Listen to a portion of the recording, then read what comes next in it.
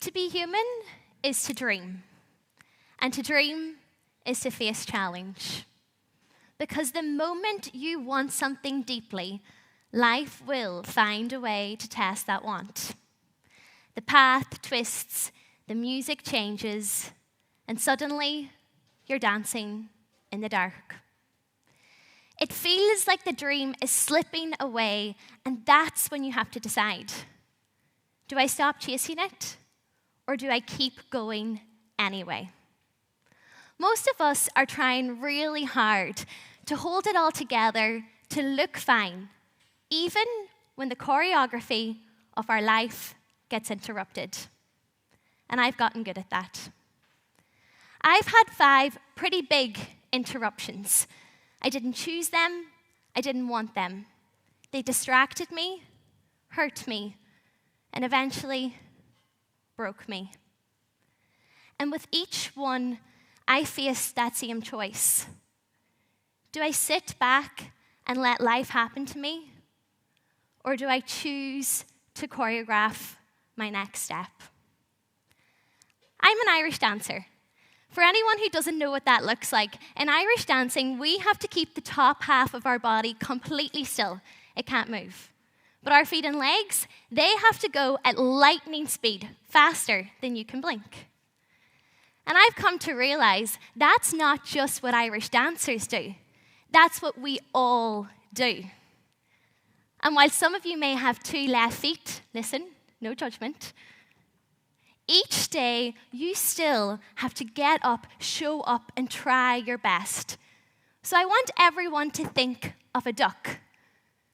A duck always looks like it's gliding on water. Effortless. But underneath the surface, that duck is in full-blown cardio mode, feet paddling at 90, just trying to stay afloat. And isn't that what we do? Get up, try, look like we're holding it all together. But underneath, we are paddling furiously just to get through the day. So would you agree? We're all ducks? Now, you might look at me today, a principal dancer in Riverdance who has danced thousands of shows across continents, and think that is someone who's got to live her wildest dream. And you would be exactly right. But what you don't know is I got there not just through hard work, talent, and timing, but because of what I learned through life's interruptions. Second.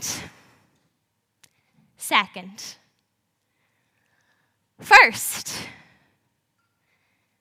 Second. Fourth. Second. Those are my results at the World Championships year after year. I was practically the Queen of Silver. Now, don't worry, I'm not about to tell you that my big interruptions are all those second places, but what if second is exactly where you need to be to become the person you're meant to be? This isn't a story about a runner-up who refused to give up. This is a story about all the times life demanded I come second. A loved one's cancer, a global shutdown, a career-threatening injury, a condition I will always have. Moments where I could have stopped, but I didn't. And what I've learned, and what I hope stays with you long after today, is this. Second isn't failure. Second is formation. And very likely, you're sitting in your own version of second right now, second guessing, second to someone else, exhaustion, heartbreak, uncertainty. And as I tell my story, I invite you to feel yours. I was 15 when the choreography of my life was first interrupted. In what felt like a single breath, my mum announced a high-risk pregnancy. We also learned she had skin cancer, and both my grandmothers passed away, all within a year and a half. before all of that, I was dancing through life, honestly, selfishly. I thought my whole family's world revolved around my dancing. Looking back now, I can see that my mum in particular was constantly putting herself second to my dream, to everyone, to everything.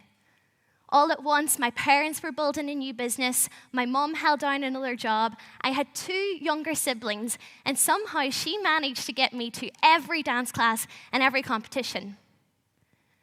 So now, when she was exhausted, in pain, and very sick, things had to change. I missed our old normal, but watching her struggle and trying to stay so strong, I knew it was my turn to come second. To help my dad with the kids, the house, the business, help look after my mum, and a few months later, help raise the most beautiful baby girl. In that season, I became a second mum. Still a child, and suddenly an adult. A world that once revolved around my dancing was now one where it struggled to survive. I didn't get to many dance classes. Instead, I would practice alone in our shed, curl up between dances, feeling so disappointed and so frustrated for not being able to push myself harder. And I thought about giving up more than once. But something inside me held on. I had to learn that even in change and chaos, we still have a choice. We can accept what's happening, adapt, and keep moving forward. Progress doesn't always look like progress. For 15-year-old Amy Mae, it meant dragging myself out to the shed every day, working as hard as I could with whatever time I have. For you, it might mean trying again and again, even if you failed a few times. Likely, the choreography of all of our lives has already been interrupted. And if you face that, you know those interruptions do so much more than take from you. They can shape you. All that time I spent dancing alone in the shed, that made me a better dancer. Learning how to motivate myself, that taught me discipline. And looking after my family, that taught me empathy. What felt like interruption at 15 was actually formation. I didn't get into Riverdance in spite of that season. I got there because of it. 2020 was the biggest moment of my career, the 25th anniversary tour of Riverdance. I was 22, living my dream as a principal dancer. All the years of sacrifice and blisters had led to this moment. And just like that, COVID shut it down. And that was only the beginning. Within the next 9 months, everything unraveled. My mum was diagnosed with a much more serious cancer, and I was terrified we were going to lose her. I couldn't bear to picture a future without her. Every day, I would study her face and her body, just trying to figure out if she was getting weaker. I saw the heartbreak in her eyes when she looked at my family, especially my 6-year-old little sister. And I recognized that look because I had the same fear. But I had to pretend to be strong for her and my family. Any firstborn daughter understands the level of responsibility that just seems to fall into your hands sometimes.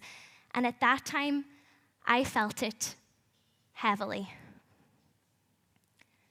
Now, our house is chaotic at the best of times. Never mind during a lockdown with 3 adults, 2 teenagers, a little kid, and a barking dog. And I'm not sure who barked more, the teenagers or the dog, but it was madness. Throughout all that madness, though, we lived with a very real fear of catching COVID, because if we did, my mum's treatment would be postponed. Through it all, I was losing strength. becoming a girl I didn't recognize. Not eating properly, not sleeping, not exercising, not getting time to dance. So when the call came from Riverdance to perform at a socially distanced outdoor event, I should have known better. My body was weak, in survival mode. And I said yes, because I always think I'm invincible. During rehearsals, I jumped into the air just like I had done thousands of times before, but this time I didn't land on my feet. I came down hard on the side of my ankle, heard a sickening crack, and the pain was instantly like fire. A broken foot, an important tendon torn, and a doctor telling me, you might never dance again. I was completely shattered. Everything I had worked for, my identity, my future, wasn't just slipping away, it was running away from me as fast as it could. And my mum, she was only out of hospital a few days herself. I was supposed to be her main carer, and now I couldn't even stand. I would lie on the recliner chair in our kitchen watching her struggle, and I would feel so stupid for putting us in this position. Things were already bad, and now with me off my feet, they were so much worse. We were two women, broken, both trying to come second for the other. A mother and a daughter barely standing, both trying to carry the other across the line. The quiet strength of love. Even when you have nothing left to give, you will still try for the people you love. And yet, the unraveling wasn't over. Next came a surgery for a cyst they found on one of my ovaries. Naively, I thought this would be simple in comparison to everything we were already going through. But my body was done. Stressed, worn down, living in a quiet state of panic for too long. So the recovery was tough.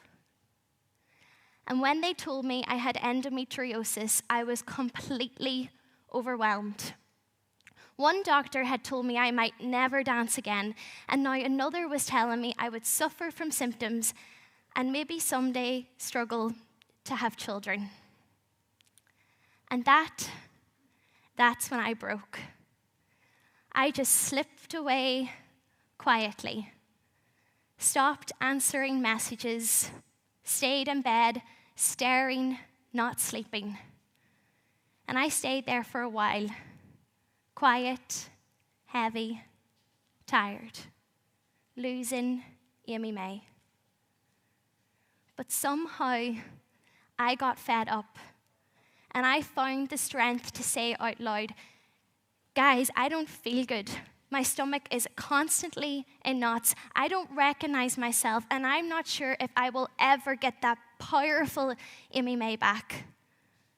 And that's when everything changed. Because once I had the courage to say it out loud, I could stop surviving and start putting myself back together one step at a time. Not a leap. Certainly not a leap. In fact, in my first rehab session for my foot, with the challenge and exercises, I was pretending I'm fine, I've got this, I'm a professional dancer. But with each one, my tummy turned more and more, and let's just say the result wasn't pretty. And that's how tough it was. But I kept going, because even in all that unraveling, the dream still mattered to me. I still mattered to me. I didn't know it yet, but during all those unwanted interruptions, I was becoming someone much better, braver, kinder, more selfless. I was starting to realize that I am the principal dancer of my own life. Even in the dark, I can choose to choreograph my next step.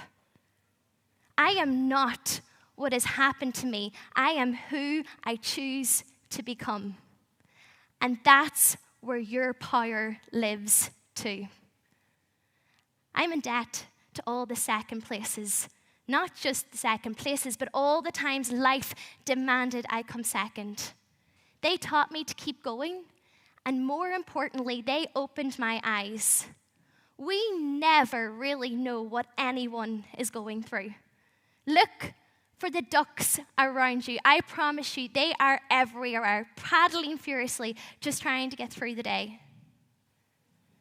The choreography of your life will get interrupted. It might even unravel. You will be asked to come second to someone else, to a diagnosis, to pain, to grief. But remember this: second isn't failure. Second is formation. It's where grit becomes a habit and where empathy is born. Don't sit back and let life happen to you. Choose to choreograph your life. You don't have to leap. You just have to take one step and then another. So right now, in this moment, I invite you to choose two things. What step will you choreograph next? And who will you lift while you do it?